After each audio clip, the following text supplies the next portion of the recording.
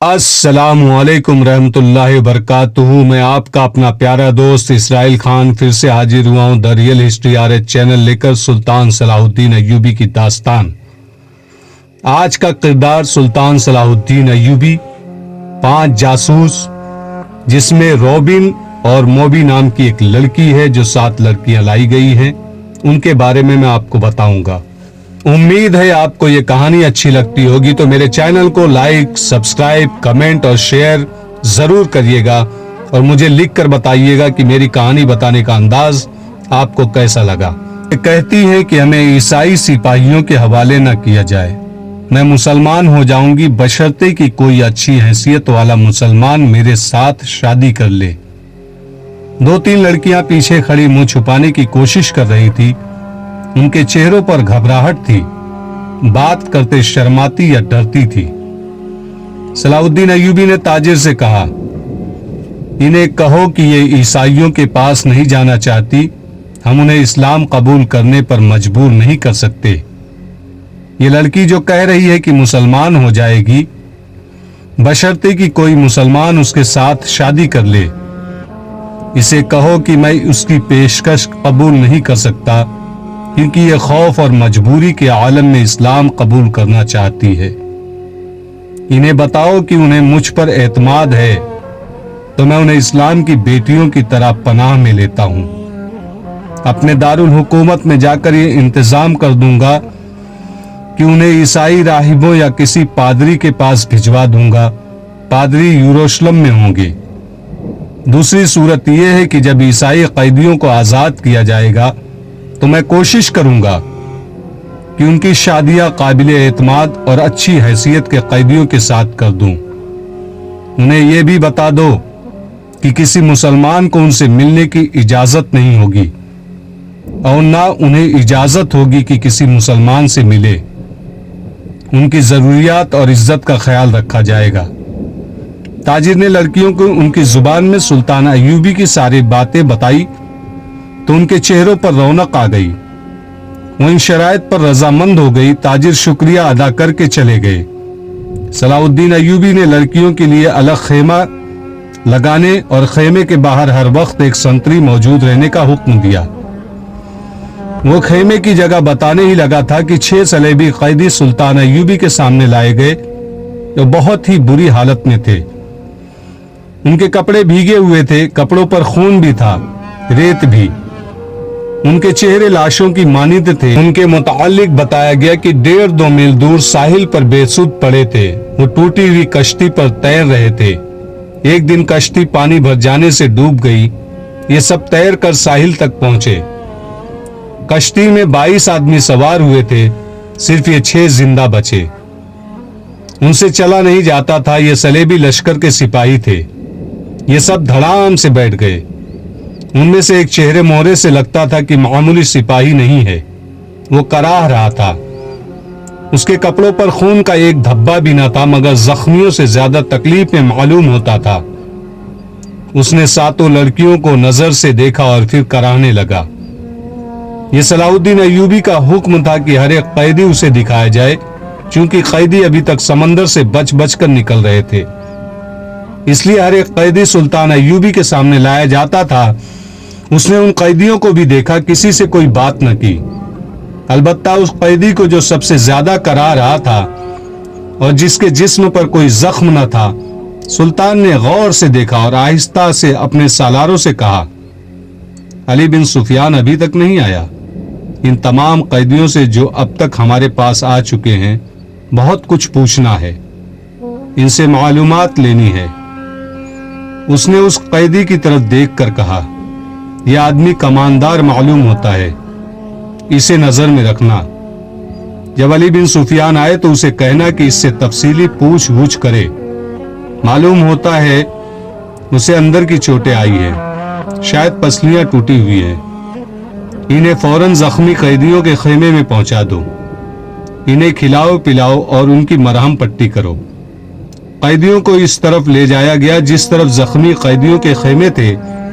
لڑکیاں انہیں جاتا دیکھتی رہی، پھر ان لڑکیوں کو بھی لے گئے۔ خیموں سے تھوڑی دور لڑکیوں کے لیے خیمہ نصب کیا جا رہا تھا، وہاں سے کوئی 100 قدم دور زخمی قیدیوں کے خیمے تھے۔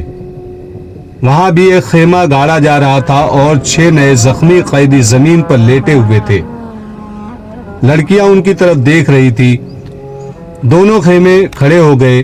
لڑکیاں اپنے خیمے میں چلی گئی اور زخمیوں کو ان کے اپنے خیمے میں لے گئے۔ ایک سنتری لڑکیوں کے خیمے کے باہر کھڑا ہو گیا۔ لڑکیوں کے لیے کھانا آ گیا جو انہوں نے کھا لیا۔ پھر ایک لڑکی خیمے سے نکل کر اس خیمے کی طرف دیکھنے لگی جس میں نئے 6 زخمی قیدیوں کو لے گئے تھے۔ اس کے چہرے پر اب گھبراہٹ اور خوف کا کوئی تاثر نہیں تھا۔ سنتری نے اسے دیکھا اور اس نے سنتری کو دیکھا۔ لڑکی نے مسکرا کر اشارہ کیا کہ وہ زخمیوں کے خیمے کی طرف جانا چاہتی ہے۔ سنتری نے سر ہلا کر اسے روک دیا۔ لڑکیوں کو خیمے سے دور جانے یا کسی سے ملنے کی اجازت نہیں تھی۔ لڑکیوں 6 زخمیوں کے خیموں کے درمیان بہت سے درخت تھے۔ بائیں طرف مٹی کا ایک ٹیلا تھا جس پر جھاڑیاں تھیں۔ سورج غروب ہو گیا، پھر رات تاریک ہونے لگی۔ کیمپ کے غل غپاڑے نیند غالب آنے لگے اور پھر زخمیوں کے کرانے کی آوازیں رات کے سکوت میں کچھ زیادہ ہی صاف سنائی دینے لگی۔ دور پرے بحرہ روم کا شور دبی دبی مسلسل گونج کی طرح سنائی دے رہا تھا۔ صلاح الدین ایوبی کے اس جنگی کیمپ میں جاگنے والوں میں چند ایک سنتری تھے یا وہ زخمی قیدی جنہیں زخم سونے نہیں دیتے تھے، یا صلاح الدین ایوبی کے خیمے کے اندر دن کا سما تھا۔ وہاں کسی کو نیند نہیں آئی تھی۔ سلطان ایوبی کے 3 سالار اس کے پاس بیٹھے تھے اور ہر محافظ دستہ بیدار تھا۔ سلطان صلاح الدین ایوبی نے ایک بار پھر کہا، علی بن سفیان ابھی تک نہیں آیا؟ اس کے لہجے میں تشویش تھی۔ اس نے کہا، اس کا قاصد بھی نہیں آیا۔ اگر کوئی گڑبڑ ہوتی تو اطلاع آ چکی ہوتی، ایک سالار نے کہا۔ معلوم ہوتا ہے وہاں سب ٹھیک ہے، صلاح الدین ایوبی نے کہا۔ امید تو یہی رکھنی چاہیے، لیکن 50,000 کے لشکر نے بغاوت کر دی تو سنبھالنا مشکل ہو جائے گا۔ وہاں ہماری نفری 1,500 سوار اور 2,700 پیادہ ہیں۔ ان کے مقابلے میں سوڈانی بہتر اور تجربے کار عسکری ہیں اور تعداد میں بہت زیادہ۔ ایک اور سالار نے کہا، ناجی اور اس کے سازشی ٹولے کے خاتمے کے بعد بغاوت ممکن نظر نہیں آتی۔ قیادت کے بغیر سپاہی بغاوت نہیں کریں گے۔ پیش بندی ضروری ہے، صلاح الدین ایوبی نے کہا۔ لیکن علی آ جائے تو پتہ چلے گا کہ پیش بندی کس قسم کی جائے۔ صلیبیوں کے روکنے کے لیے تو سلطان ایوبی خود آیا تھا، لیکن دارالحکومت میں سوڈانی فوج کی بغاوت کا خطرہ تھا۔ علی بن سفیان کو سلطان ایوبی نے وہیں چھوڑ دیا تھا تاکہ وہ سوڈانی لشکر پر نظر رکھے اور بغاوت کو اپنے خصوصی فن سے دبانے کی کوشش کرے۔ اسے اب تک صلاح الدین ایوبی کے پاس آ کر وہاں کے احوال و قوائب بتانے تھے، مگر وہ نہیں آیا تھا، جس سے سلطان ایوبی بے چین ہوا جا رہا تھا۔ وہ جب اپنے سالاروں کے ساتھ قاہرہ کی صورتحال کے متعلق باتیں کر رہا تھا، اس کا تمام کیمپ گہری نیند سو چکا تھا، مگر وہ 7 لڑکیاں جاگ رہی تھی جنہیں سلطان ایوبی نے پناہ میں لے لیا تھا۔ ایک بار سنتری نے خیمے کا پردہ اٹھا کر دیکھا، اندر دیا جل رہا تھا۔ پردہ ہٹتے ہی لڑکیاں خراٹے لینے لگی۔ سنتری نے دیکھا کہ وہ پوری 7 ہیں اور سو رہی ہیں تو اس نے پردہ گرا دیا اور خیمے کے ساتھ لگ کر بیٹھ گیا۔ خیمے کے پردے کے ساتھ جو لڑکی تھی اس نے نیچے سے پردہ ذرا اوپر اٹھایا۔ پردہ آہستہ سے چھوڑ کر اس نے 7 والی کے کان میں کہا، بیٹھ گیا ہے۔ 7 والی نے اگلی لڑکی کے کان میں کہا، بیٹھ گیا ہے، اور اس طرح کانوں یہ اطلاع 7 لڑکیوں تک پہنچ گئی کہ سنتری بیٹھ گیا ہے۔ ایک لڑکی جو خیمے کے دوسرے دروازے کے ساتھ تھی آہستہ سے اٹھ بیٹھی اور بستر سے نکل گئی۔ بستر زمین پر بچھے ہوئے تھے۔ اس نے اوپر لینے والے کمبل اس طرح بستر پر ڈال دیے جیسے ان کے نیچے لڑکی لیٹی ہوئی ہے۔ وہ پاؤں پر سرکتے خیمے کے دروازے تک گئی، پردہ ہٹایا اور باہر نکل گئی۔ باقی 6 لڑکیوں نے آہستہ آہستہ خراٹے لینے شروع کر دیے۔ سنتری کو معلوم تھا کہ یہ سمندر سے بچ کر نکلی ہوئی پناہ گزین لڑکیاں ہیں، کوئی خطرناک قیدی تو نہیں۔ وہ بیٹھ کر اونگتا رہا۔ لڑکی دبے پاؤں ایسے رخ پر ٹیلے کی طرف چلتی گئی جس رخ سے اس کے اور سنتری کے درمیان خیمہ حائل رہا۔ ٹیلے کے پاس پہنچ کر اس نے اس خیمے کا رخ کر لیا جس میں 6 نئے قیدی رکھے گئے تھے۔ رات تاریک تھی، वहां कुछ दरख्त थे। संतरी अब उधर देखता भी तो उसे लड़की नजर न आती। लड़की बैठ गई और पांव पर सरक सरक कर आगे बढ़ने लगी।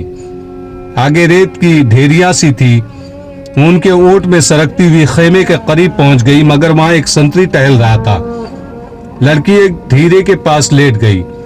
संतरी उसे स्याह साए की तरह नजर आ रहा था। वो अब दो संतरियों के दरमियान थी, एक उसके अपने खेमे का और दूसरा जख्मियों के खेमे का। उसे डर था कि जख्मियों का संतरी उसकी तरफ आ गया तो वो पकड़ी जाएगी। बहुत देर इंतजार के बाद संतरी दूसरे जख्मियों की तरफ चला गया। लड़की हाथों और घुटनों के बल चलती खेमे तक पहुंच गई और पर्दा उठाकर अंदर चली गई। अंदर अंधेरा था। दो तीन जख्मी आहिस्ता आहिस्ता करा रहे थे। शायद उनमें से किसी ने खेमे का पर्दा उठता देख लिया था। उसने नहीफ आवाज में पूछा, कौन है? लड़की ने मुंह से शी की लंबी आवाज निकाली और सरगोशी में पूछा, राबिन कहाँ है? जख्मी ने कहा, उधर से तीसरा। लड़की ने तीसरे आदमी के पांव हिलाए तो आवाज आई, कौन है? लड़की ने जवाब दिया, मोबी।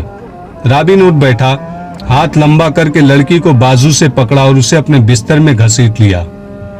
उसे अपने पास लेटाकर ऊपर कंबल डाल दिया। बोला, संतरी ना आ जाए, मेरे साथ लगी रहो। उसने लड़की को अपने साथ लगा लिया और कहा, मैं इस इत्तेफाक पर हैरान हो रहा हूं कि हमारी मुलाकात हो गई है।